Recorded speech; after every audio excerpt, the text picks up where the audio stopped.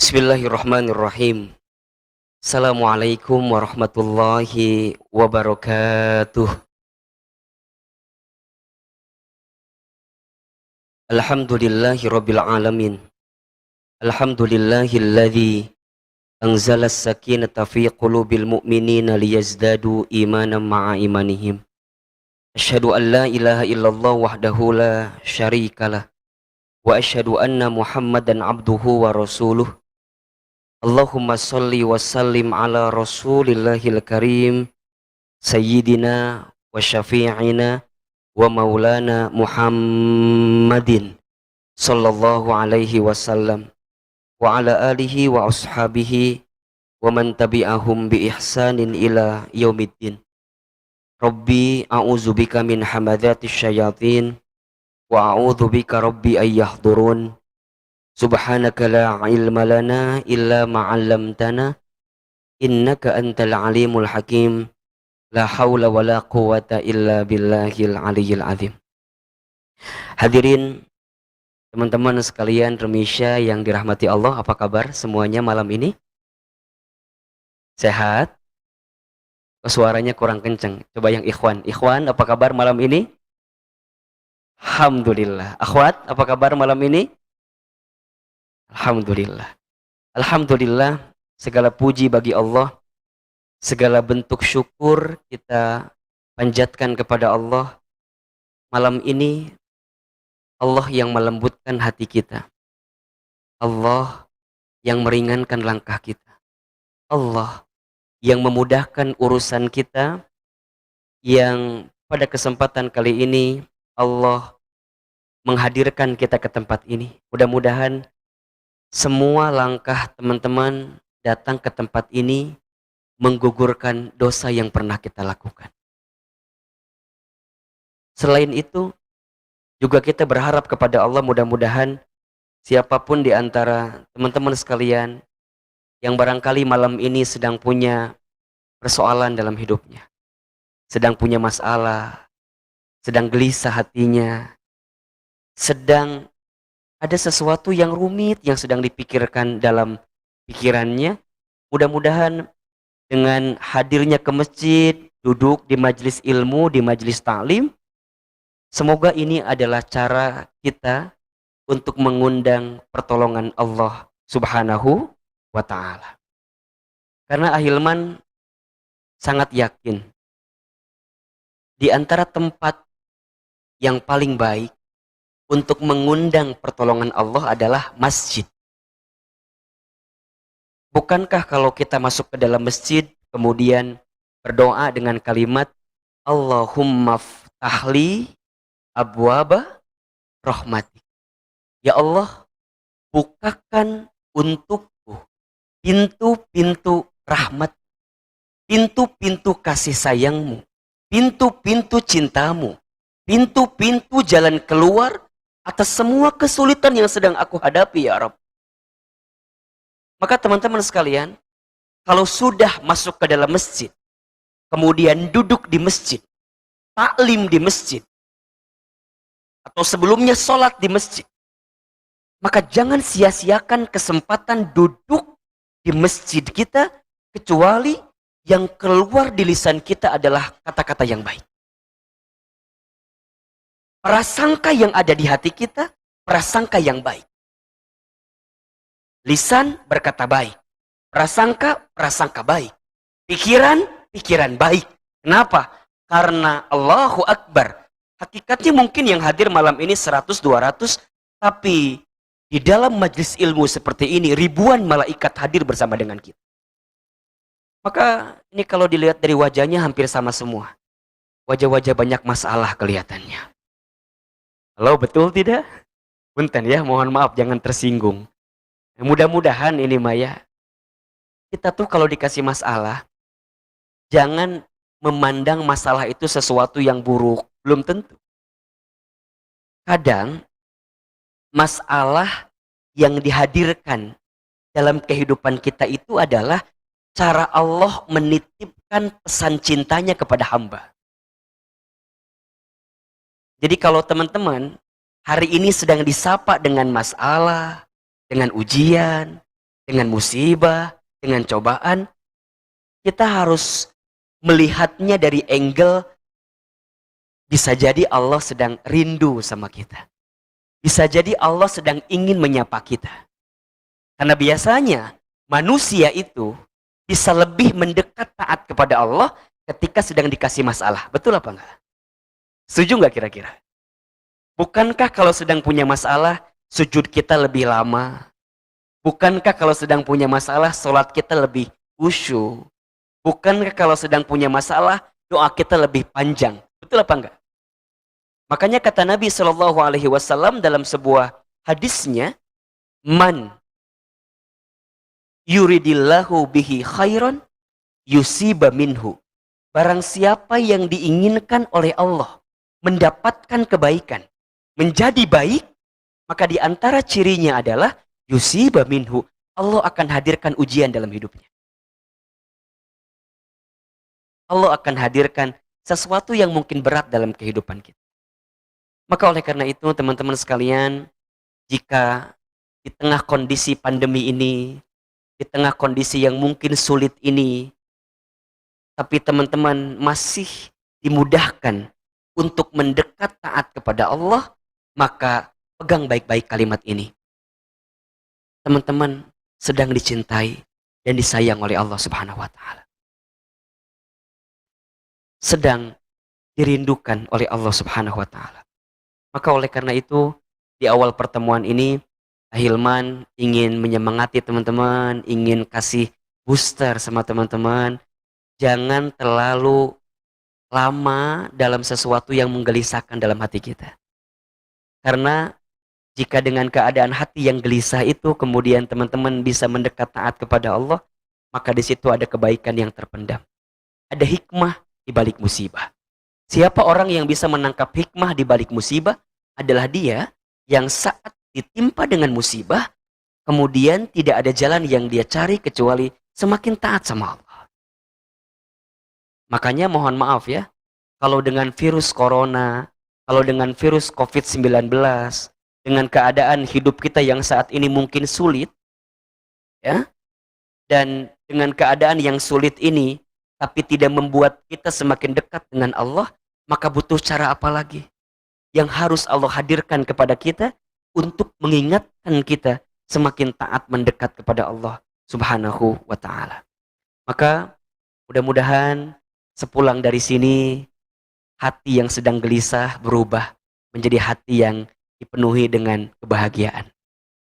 Mungkin di bulan-bulan kebelakang ada di antara akhwat yang ditinggal nikah oleh ikhwan yang dicintainya.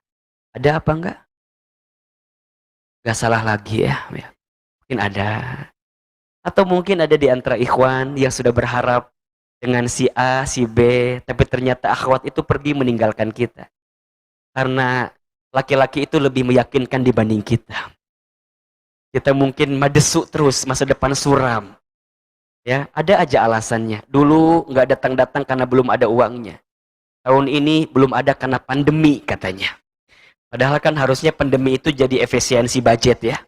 Lumayan gitu, yang biasanya mungkin harus ngundang lebih banyak sekarang lebih sedikit. Tapi percayalah, apapun yang terjadi dalam kehidupan kita selama kita menangkapnya dengan kacamata positif, maka ada hikmah di balik itu semua. Bisa jadi para akhwat yang antum ditinggal nikah oleh ikhwan yang antum cintai itu, bisa jadi ada ikhwan lain yang sedang Allah skenariokan hidupnya bersama antum.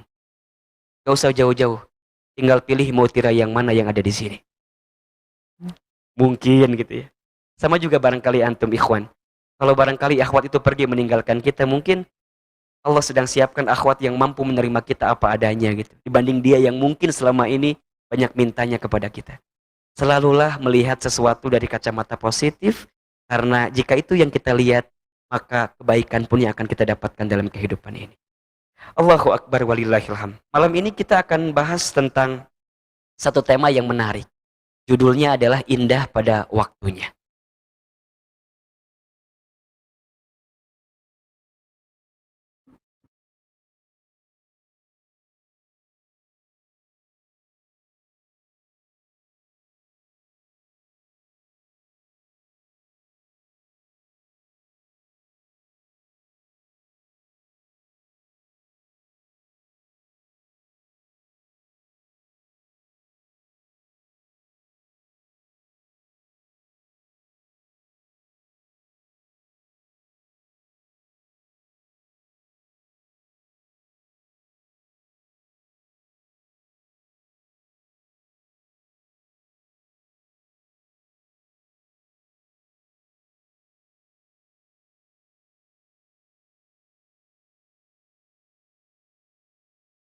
Sabar ya teman-teman ya.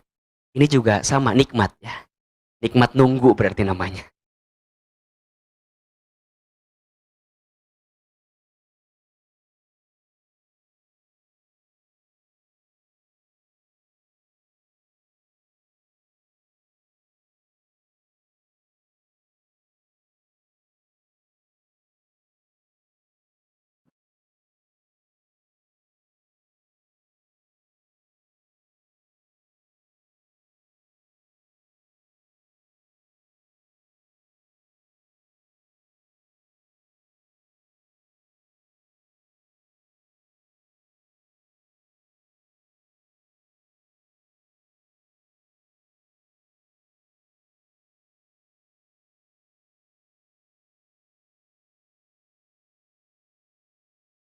Oke, baik teman-teman sekalian.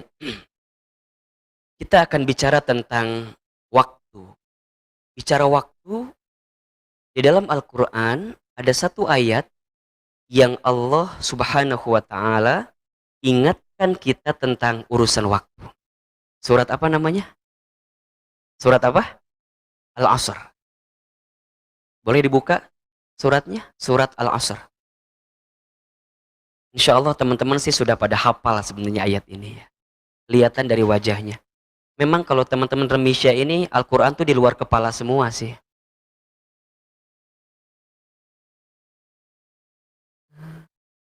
Baik, sudah dibuka? Baik ya. Auzubillahi minasyaitonirrajim. Bismillahirrahmanirrahim. Wal asr. Demi waktu, demi masa. Innal insana lafi khusr.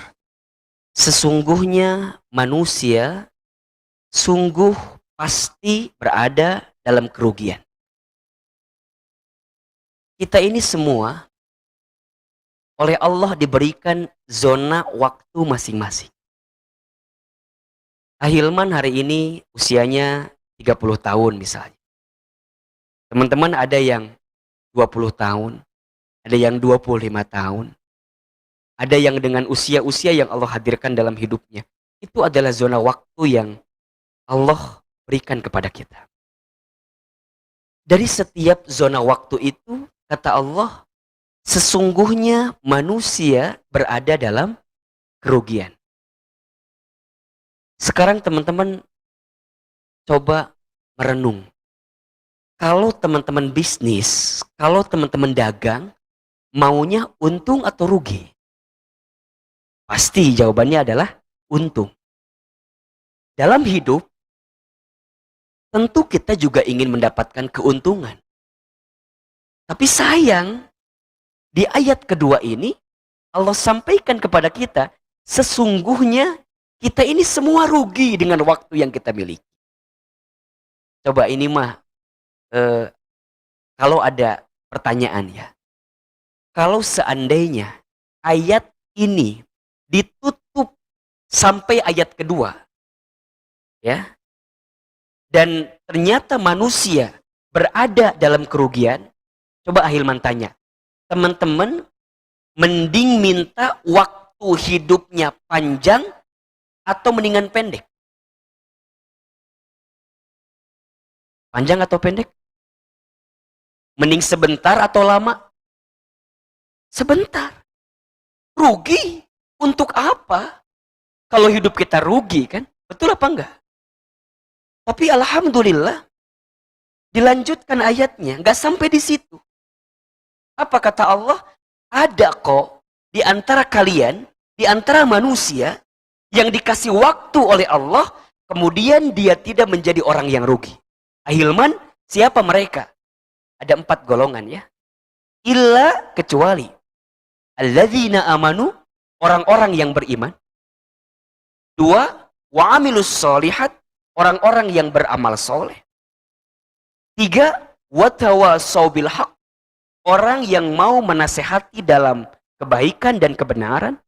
Wa tawassaw bis sabr, orang yang mau menasehati dalam kesabaran. Iman, amal soleh, dakwah, dan sabar. Jika teman-teman tidak masuk dalam kriteria 4 golongan ini, maka mohon maaf, kita masuk kategori orang yang rugi. Rugi. Dan alhamdulillah kita semua harus bersyukur kepada Allah. Karena Allah masih memberikan kekuatan, kesempatan kepada kita untuk beriman kepada Allah.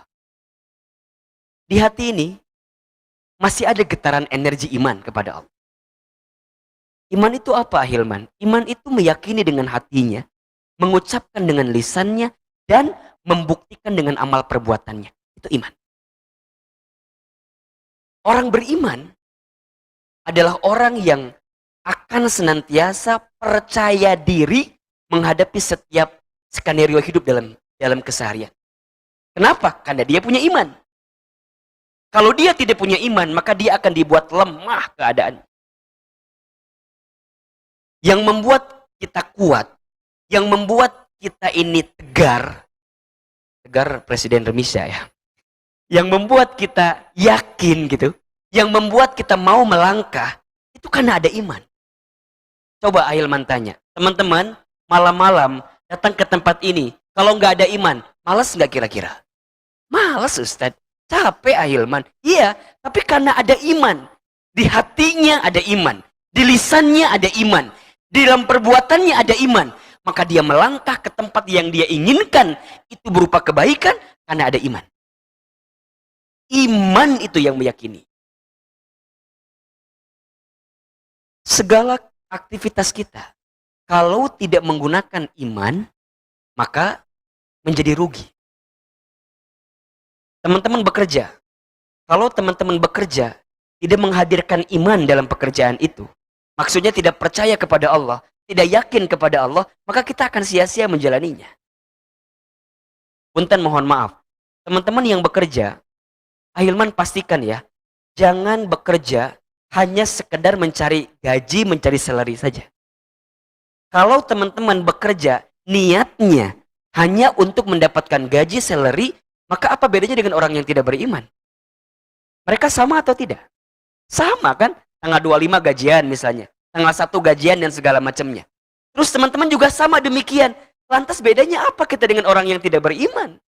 Yang membedakan apa Ahilman? Bagi orang beriman, saat dia bekerja, langkahnya, desir nafasnya, duduknya, pekerjaannya, aktivitasnya, dia jadikan sebagai aktualisasi mendekat taat kepada Allah Subhanahu wa Ta'ala. Itu orang beriman. Bagaimana prakteknya? Dia hanya fokus dengan yang halal. Yang haram, jangankan mendengarnya, menyentuhnya cuma nggak mau. Jangankan mengambilnya, menyentuhnya pun nggak mau. Kenapa? Karena ini tahu haram. Ketika datang azan berkumandang, orang beriman tahu ada kewajiban sesungguhnya di hadapan Allah, maka dia tidak sibuk dengan pekerjaannya, tapi kemudian dia langsung menghadap kepada Allah dalam sholat. Jika ada pilihan misalnya, ada pekerjaan, mohon maaf gitu ya, ada pekerjaan yang mungkin ini nyerempet-nyerempet kepada yang kurang benar gitu, maka dia akan berpihak kepada, oke, aku akan tinggalkan, walaupun gajinya tinggi gitu. Kenapa? Karena ada iman di hati. Iman. Iman itu harus dibuktikan. Apa buktinya? Amal soleh. Hampir semua ayat, jika ada iman di depannya, pasti amal soleh selanjutnya. Contoh misalnya, di surat Al-Baqarah, ayat 2 misalnya ya, Allah sampaikan, alladzina yu'minuna bil ghaib, kan gitu. Beriman kepada hal yang gaib. Lanjutannya amal soleh, apa? Wa yuqimunas shalah, kan gitu. Wa mimma ruzaqnahum yunfikun. Amal solehnya apa? Salat, infak. Ya ayyuhalladzina amanu kutiba alaikumusiyam. Perintah tentang puasa. Betul apa enggak? Disapa orang beriman. Apa amal solehnya? Puasa. Iman itu deklarasi kita kepada Allah. Buktinya apa? Amal soleh. Teman-teman tidak bisa mengatakan aku beriman sedangkan tidak terbukti amal solehnya. Sama kayak teman-teman mencintai seseorang gitu. Cinta itu nggak butuh hanya sekedar mengatakan I love you, nggak butuh. Cinta itu harus dibuktikan dengan cara apa? Datang ke rumah ayahku, pinang diriku, nikahi aku. Katakan, aku terima nikah dan kawinnya. Fulana binti Fulan, dengan mas kawin sekian-sekian, dibayar kredit. Karena belum ada barangkali mungkin uang. Coba mohon maaf ya, teman-teman yang hari ini ikhwan, antum mengumbar kata-kata gombal romantis kepada akhwat yang antum cintai. Punten mohon maaf, akan kalah dengan ikhwan yang datang ke rumah ayahnya kemudian bilang, "Saya siap menikahi putri ayah." Percuma nasi goreng yang dibeli berkali-kali itu. Percuma martabak yang disiapkan berkali-kali itu. Mohon maaf ya, antum ikhwan yang ngasih coklat kepada para akhwat akan kalah dengan dia yang berani mengatakan akad kepada para akhwatnya itu. Masa mau kayak gitu terus sih? Mau sampai kapan?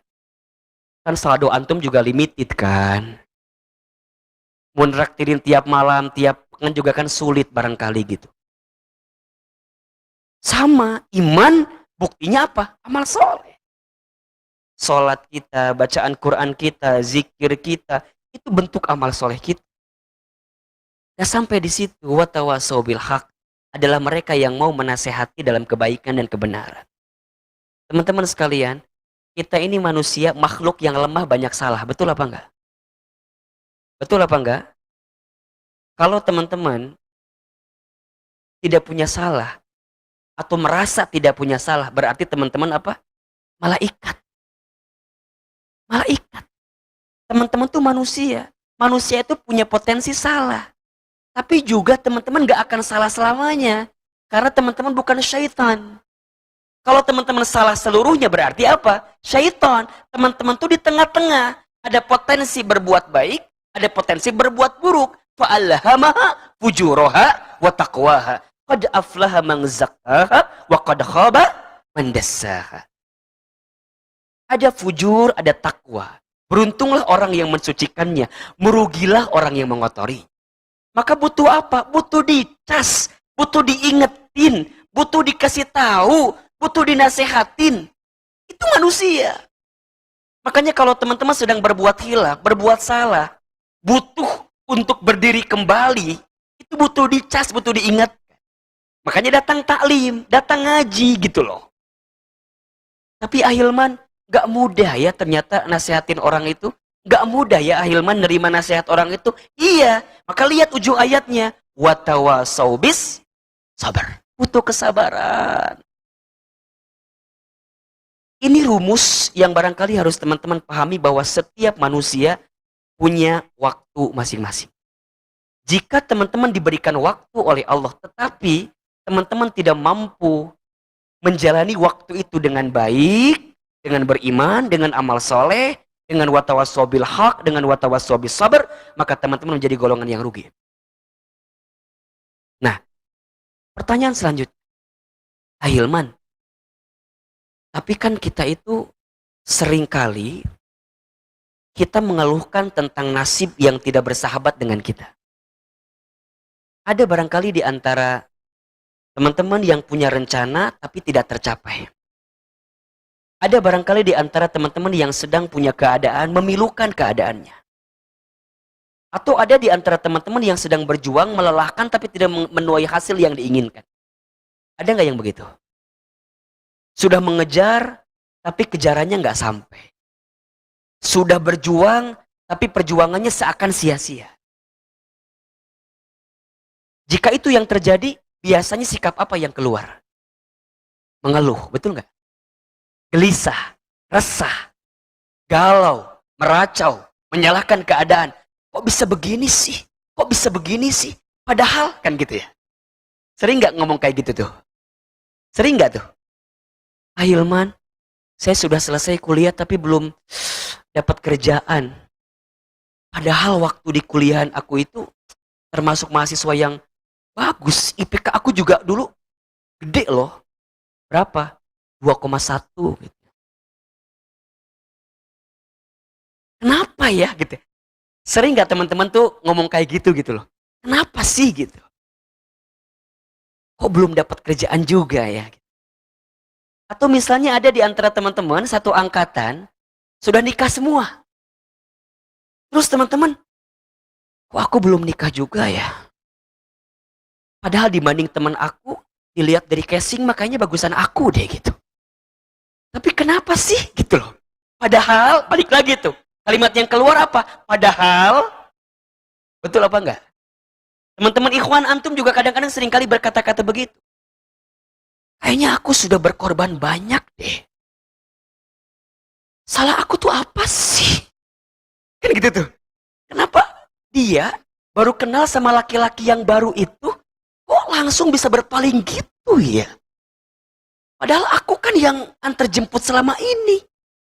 Aku kan ojek selama ini. Tapi kenapa kemudian dia hanya bertemu 1 bulan, teman sekantornya, teman kerjaannya, kemudian dia lantas nikah dengan orang itu. Kenapa? Pernah nggak ada di antara teman-teman yang sering kayak begitu gitu tuh? Ada ya? Ada yang sudah menikah, kemudian mohon maaf, mungkin belum dikasih momongan sama Allah. Aku teh kurang apa ya? Padahal suami aku sehat normal. Aku juga sehat normal. Kenapa sih Allah tuh kayak nggak percaya sama aku gitu? Ujungnya nyalahin lagi keadaan. Betul? Ada teman-teman yang seangkatan masuk kerjanya misalnya. Seangkatan masuk kerja, sudah bertahun-tahun kerja, dia sudah naik karir. Tapi kita masih ada di situ gitu. Kenapa ya? Kok dia karirnya lebih meningkat dibanding aku, padahal masuk kantornya sama. Satu angkatan kerjanya sama. Padahal, nah, coba saya mau tanya. Di antara teman-teman, ada yang pernah merasakan hal itu atau enggak di sini? Ada? Ada? Kalau ada, kita lanjutkan materinya. Kalau tidak ada, cukup sekian dan terima kasih. Ada apa enggak kira-kira? Kalau ada, berarti penting enggak untuk kita jawab persoalan ini? Penting atau tidak? Kalau memang ada, kita lanjutkan materinya. Kalau enggak ada, Hilman, aku mah enggak kayak gitu kok. Itu mah Hilman aja kali. Jangan bawa-bawa aku mah fine-fine aja. Kayaknya selama ini aku mah biasa-biasa aja misalnya gitu ya. Ya kalau nggak ada berarti kita nggak usah bahas ini gitu loh. Karena justru pembahasan ini dihadirkan oleh teman-teman Remisya karena barangkali kita melihat fenomena sosial di mana di antara kita seringkali menyalahkan keadaan yang ada. Merasa nggak adil hidup ini gitu loh. Merasa bahwa kayaknya hidup ini nggak berpihak untuk aku deh. Ada di antara teman-teman yang mungkin mengalami keadaan itu. Kalaupun bukan teman-teman, mungkin sahabatnya, mungkin temannya. Yang barangkali teman-teman juga sering mendapatkan cerita dari teman-temannya itu. Nah, jika ada di antara teman-teman yang mengalami kekecewaan, mengalami kegelisahan, dari zona waktu yang teman-teman dapatkan, maka dari hati yang paling dalam, Ahilman berpesan kepada teman-teman, mulai malam ini, jangan terlalu lama tenggelam dalam kegelisahan. Segera move out, segera move on.